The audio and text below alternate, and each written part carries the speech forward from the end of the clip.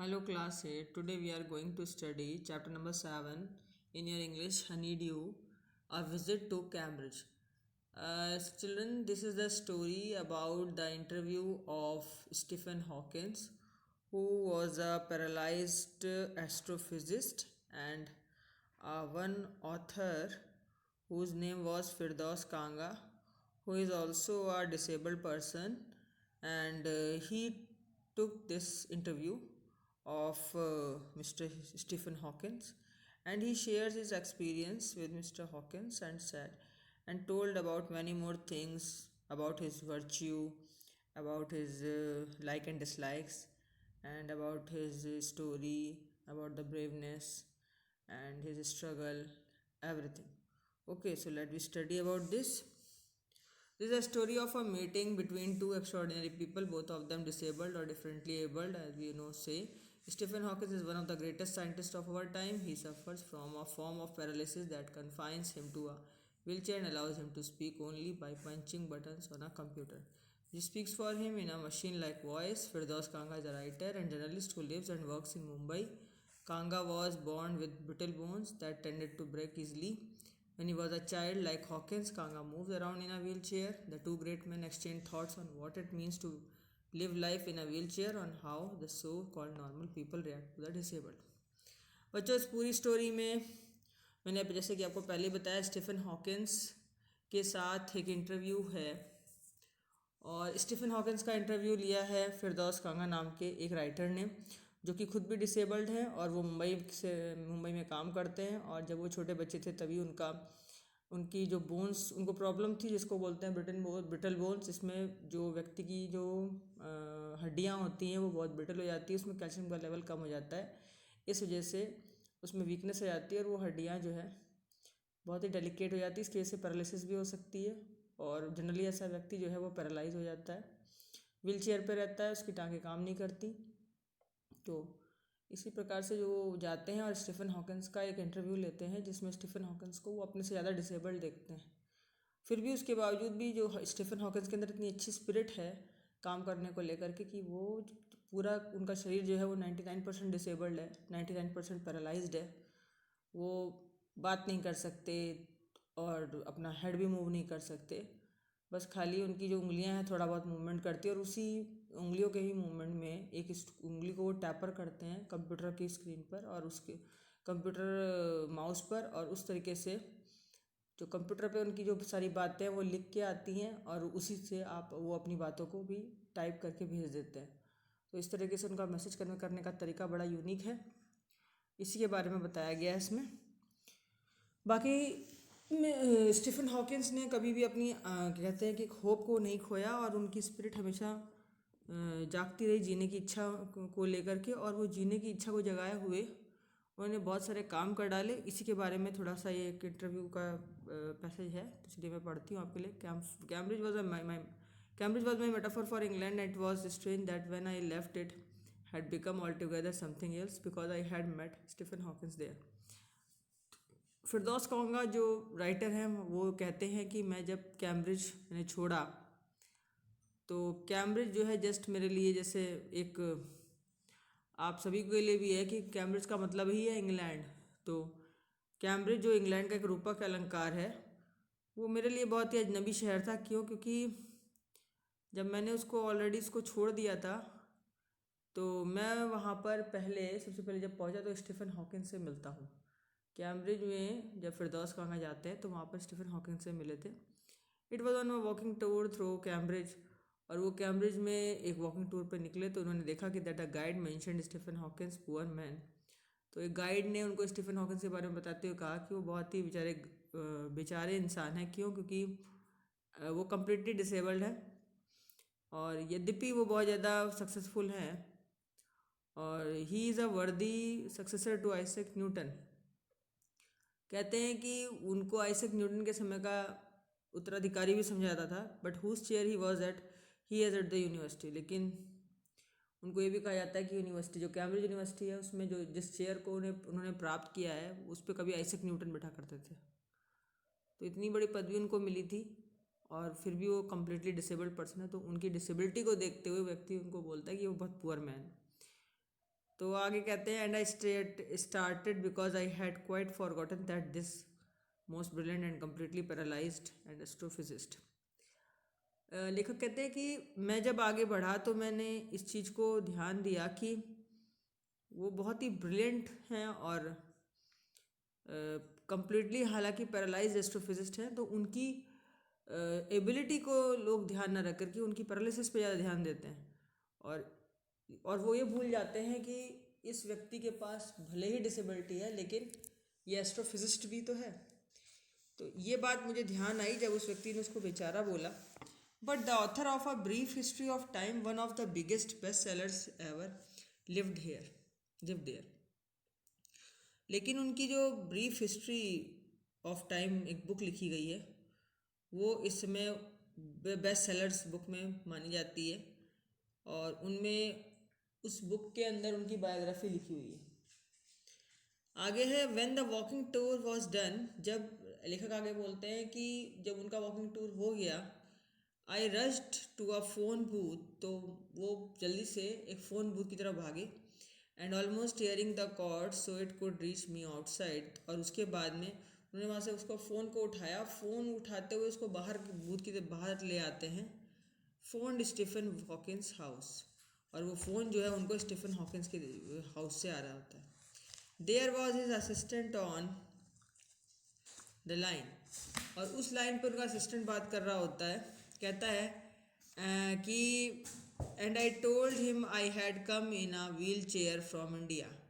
उनका असिस्टेंट कहता है कि मैं बात कर रहा हूँ और मैं I had come in a wheel chair from India. तो लेखक कहते हैं कि मैं यहाँ पर व्हील चेयर पे हूँ लेकिन मैं इंडिया से आया हूँ। Perhaps he thought I had propelled myself all the way to write about my travels in Britain.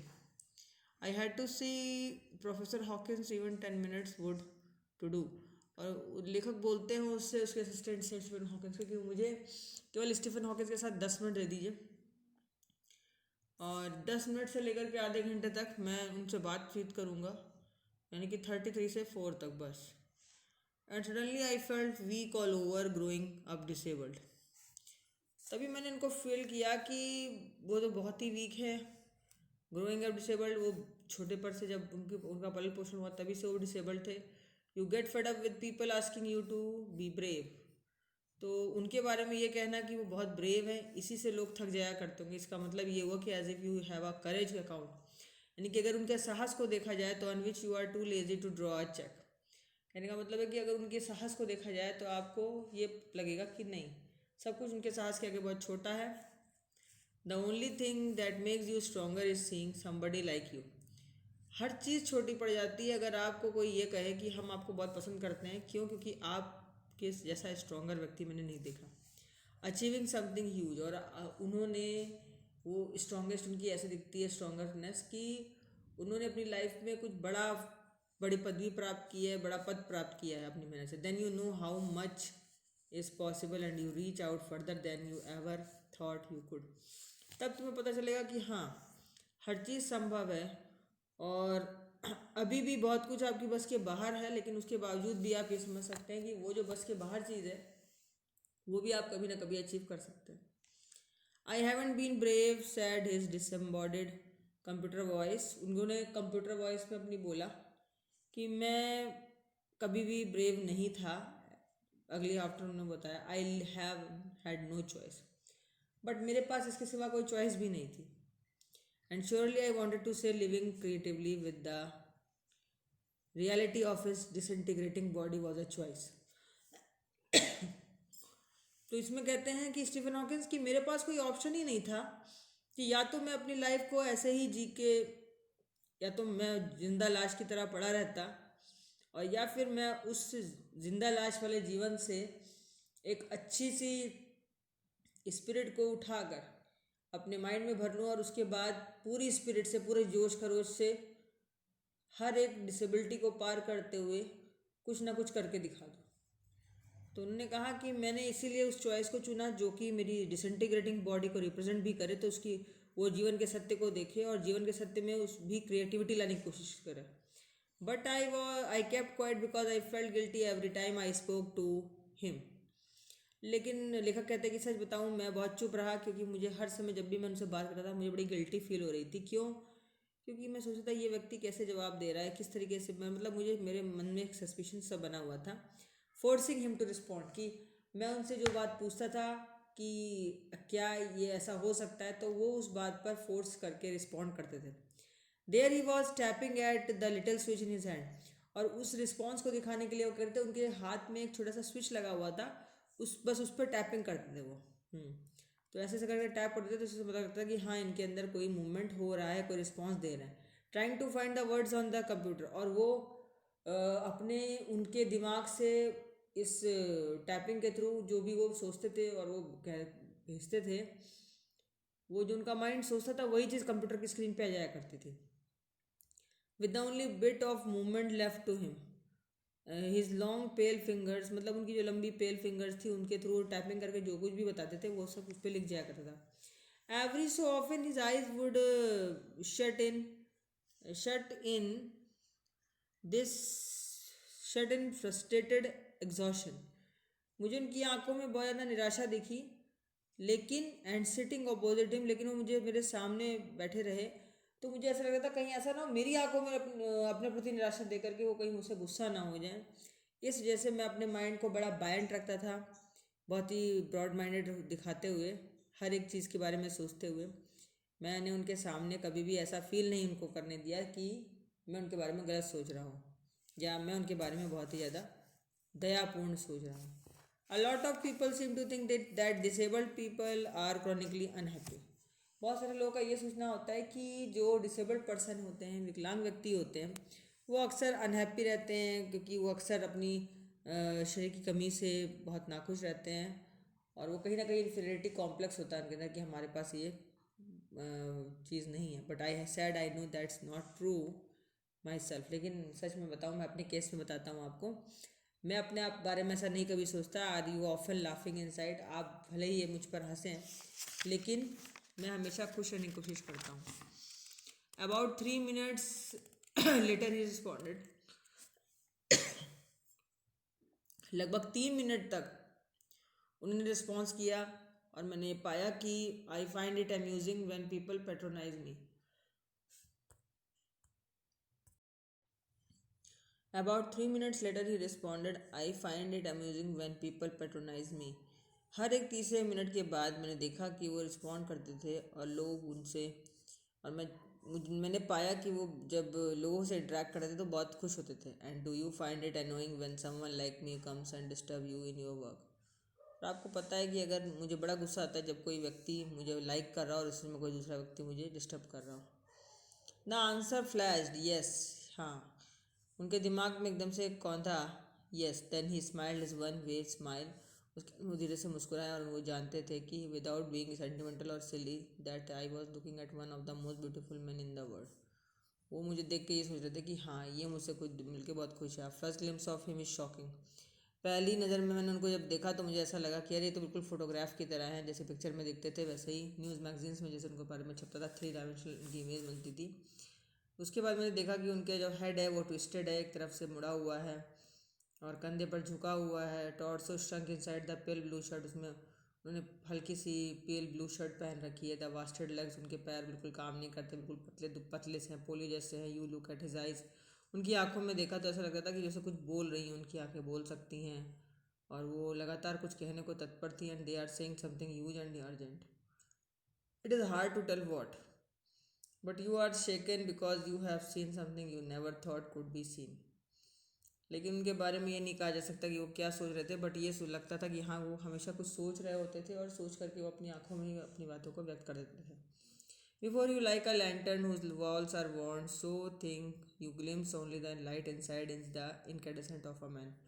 उनकी चेहरे की झलक से ऐसा लगता था कि हाँ उनके अंदर आज भी इनर लाइट है, बहुत इंटेलिजेंस हैं, और उन्होंने वाकई जो बहुत गहनता से सोचा है उसके बारे में वो उन्होंने कुछ करके दिखाया है। The body almost irrelevant, exist only like a case made of shadows.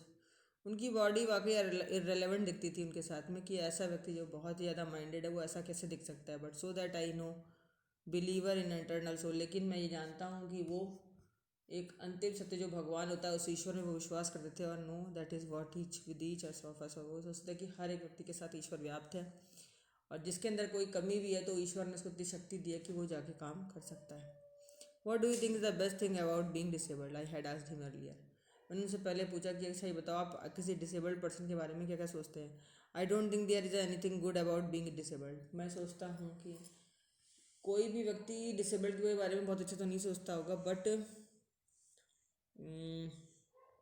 Every time I shifted in my chair on turn my wrist to watch the time. हर समय मैं उनकी तरफ जैसे देखता, उसके बाद अपनी चेयर को शिफ्ट करता, फिर उसके बाद मैं अपनी घड़ी देखता। I wanted to make every one of our 30 minutes count. मैं हमेशा हर एक 30 मिनट को काउंट कर रहा था कि हर एक समय, हर एक क्षण, हर एक मिनट पे मैं सोच रहा था कि कब 30 मिनट मेरे पूरे होंगे। But I felt a huge relief and acceleration in the possibility of my body. लेकिन मैं उस हर एक क्षण का धन्यवाद कर रहा था कि मुझे इस महान व्यक्ति, महान हस्ती का इंटरव्यू लेने का मौका मिला, और how little it matter that I would never walk और इवन स्टैंड। ये कितना छोटा इंटरव्यू हो सकता था, लेकिन मैं ये सोच रहा हूँ कि ये इससे अलग क्या अच्छा था कि मुझे कम से कम एक बार तो मौका मिला उनके सामने खड़े होने का। I told him how he had been an inspiration beyond clinch for me. मैं ये नहीं बता सकता आपको कि उन्होंने मुझे कितनी बड़ी एक आशा की किरण दी है। और फ्रेज और idea use so often that it loses it's meaning का मतलब ये है कि मैं उनके सामने जो भी बात कहना चाहता हूँ उसके लिए मेरे पास शब्द नहीं है। And surely for other did that thought help him, कि उनके अंदर जो आने वाले विचार थे उनकी मेरी हेल्प कर रहे थे। नाउ ही सैड, अब उन्होंने कहा कि and I thought him how foolish I was to ask. कभी कभी मैं सोचता था कि मैं कितना मूर्ख हूँ जो इनसे क्या कुछ पूछ रहा हूँ, ये तो कोई रिस्पॉन्स ही नहीं कर पा रहे। But when your body is a claustrophobic room, लेकिन आपको पता है कि जब आप किसी ऐसे रूम में बैठे हो जहाँ पर आपकी बॉडी बिल्कुल भी सफोकेटेड माहौल में हो, तो and the walls are growing narrower day by day, और जो दीवारें जो है वो डे बाई डे कम होती जा रही हों, तो आपको बोलेगा it doesn't do much good to know that there are people outside smiling with admiration to see you breathing still.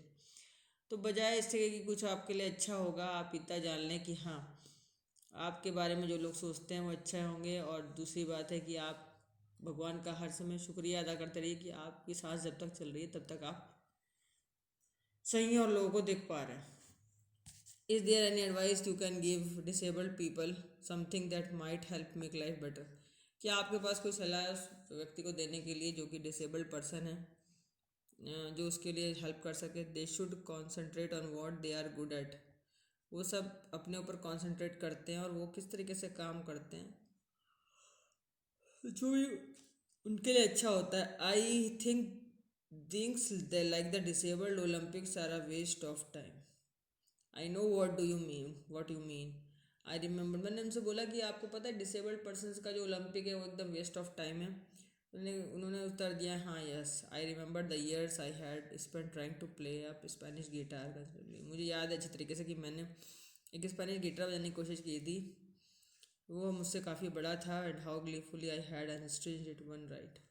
और मुझे याद है कि मैंने उसको बजाते बजाते एक दिन एक नाइट में उसकी स्ट्रिंग तक तोड़ दी थी। द हाफ आवर वॉज अब आधा घंटा पूरा हो चुका था। I think I have annoyed you enough. लेखक कहता है कि मैं समझ सकता हूँ कि मैंने आपको बहुत परेशान कर दिया इतनी देर तक। I said grinning thank you for. और मैं उसके बाद उनको सामने अपना सर झुकाता हूँ, कहता हूँ ठीक है सर, थैंक यू आपको मेरे को समय देने के लिए। Stay I waited. और हालांकि मैं वहाँ पर इंतज़ार कर रहा था। हैव सम टी, कि कुछ चाय वगैरह का इंतज़ाम हो जाए। I can show you the garden. उसके बाद उन्होंने बोला कि चलिए मैं आपको अपना गार्डन दिखाता हूँ। The garden was a big as a park. उनका गार्डन बहुत बड़ा था पार्क की तरह। But Stephen Hawkins covered with every inch rumbling along in his motorise wheel chair. Stephen Hawkins पूरा ऊपर से नीचे तक एक कवर्ड एरिया में रहते हैं, जो कि पूरे उन्होंने पूरा एक एक पार्क का कोना तक दिखाया मुझे। और in his motorise wheel chair when I dash to keep out of the way. जैसे ही मैंने उनको देखा कि अगर कि वो कहीं से कुछ थोड़ा बहुत मूवमेंट कर पाते हैं, but we couldn't talk very much, लेकिन हम उनसे ज़्यादा बात नहीं कर पाए। The sun made him silent. धीरे धीरे शाम होने लग गई। Letters on his screen disappearing in the glare. और उसके बाद धीरे धीरे क्या हुआ कि जो उनकी स्क्रीन थी, मॉनिटर था, उसके ऊपर से धीरे धीरे लगा पता कि हाँ अब उनके शब्द समाप्त हो रहे हैं। नावर आर लेटर, उसके बाद 1 घंटे बाद we were ready to leave, उसके बाद हम 1 घंटे बाद चले आए। हमने वो इंटरव्यू छोड़ दिया। I didn't know what to do, मैं नहीं जानता था कि अब क्या होगा, but I could not kiss him और क्राई, लेकिन मैं उनको ना तो उनके साथ रो सकता था ना उनको किस कर सकता था। I touch his shoulder and wheeled out into the summer evening, उसके बाद मैंने उनके कंधों को छुआ और उसके बाद उनको उस शाम को, गर्मी की शाम थी, वहाँ तक लेके आया, बाहर तक। आई लुक्ड बैक, मैंने उनको देखा भी, and I knew he was waving, और मैंने जब उनको पलट के देखा तो मुझे ऐसा लग रहा था कि जैसे वो मेरी तरफ ऐसे देख रहे थे, मुझे बाय कर रहे हों, वेविंग कर रहे हों, हाथ हिला के मेरे को अभिवादित कर रहे हों। और दो ही वॉजेंट, लेकिन हालांकि उन्होंने नहीं किया, बट मुझे ऐसा लगा कि वो वेविंग करके इशारे कर रहे हैं, वेविंग करके अपनी आंखों से कह रहे हैं कि चलो बाय। और वॉचिंग ही मैंने monument of my bravest self, और मैं उनको देखता रहा और मुझे लगा कि आदमी कितना कितना मतलब कितना ज़्यादा वीर पुरुष है कि इसने इस हालत में भी अपने जीने की इच्छा को नहीं छोड़ा। The one I was moving toward, the one I had believed in और so many years alone.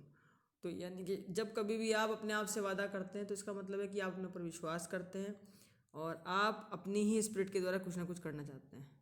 I knew that my journey was over for now, और अब मैं जानता हूँ कि मेरी जर्नी पूरी ओवर हुई है, यानी कि मुझे समझ में आने लगा है कि हर एक व्यक्ति के लिए ये जो ईश्वर के द्वारा दिया हुआ जीवन है ये अमूल्य है, वो चाहे जैसी भी स्थिति में हो। तो बच्चों ये चैप्टर यहीं पर ख़त्म हुआ। इनकी एक बुक थी फ्रॉम हेवन ऑन व्हील्स, इससे लिया गया था paragraph.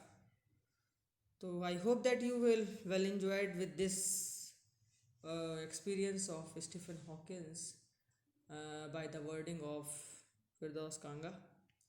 So from my next video, till then goodbye, and keep watching again and again and continuously repeating these videos and go through this all lessons thoroughly. Okay, till then goodbye, bye bye, subscribe my channel and share my videos too. Bye bye.